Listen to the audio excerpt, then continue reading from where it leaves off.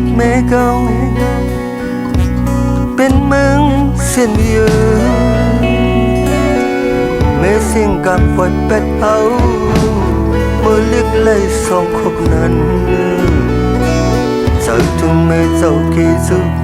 ติดเอาเสียงยินสุด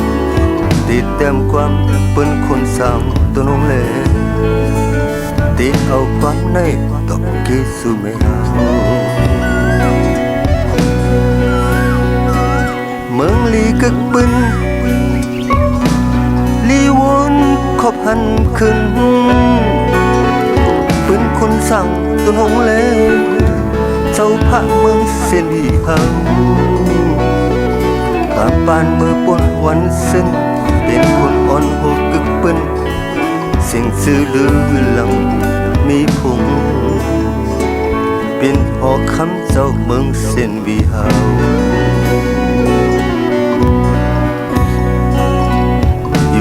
จองสู่วนถึงอยู่จองสู่ต้องหือ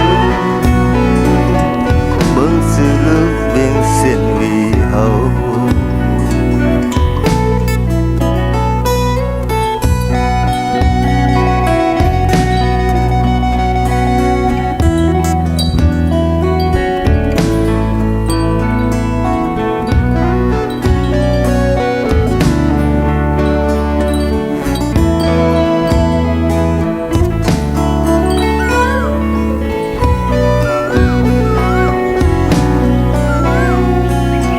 เมืองเกิดแม่เก่า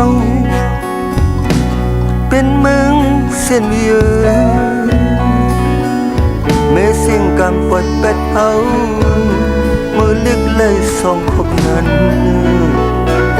เจ้าถึงแม่เจ้ากี่สุดติดเอาเสียงยินสุดติดเต็มความเป็นคนสามตัวน้องเล่ติดเอาความใน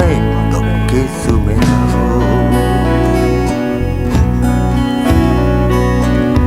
ลีกึกบึนลีวนขอบหันขึ้นเป็นคนสั่งต้นหงเล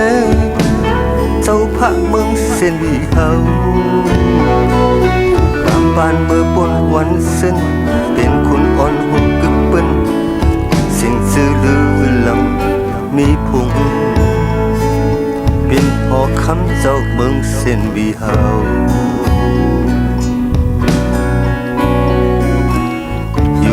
จองสู่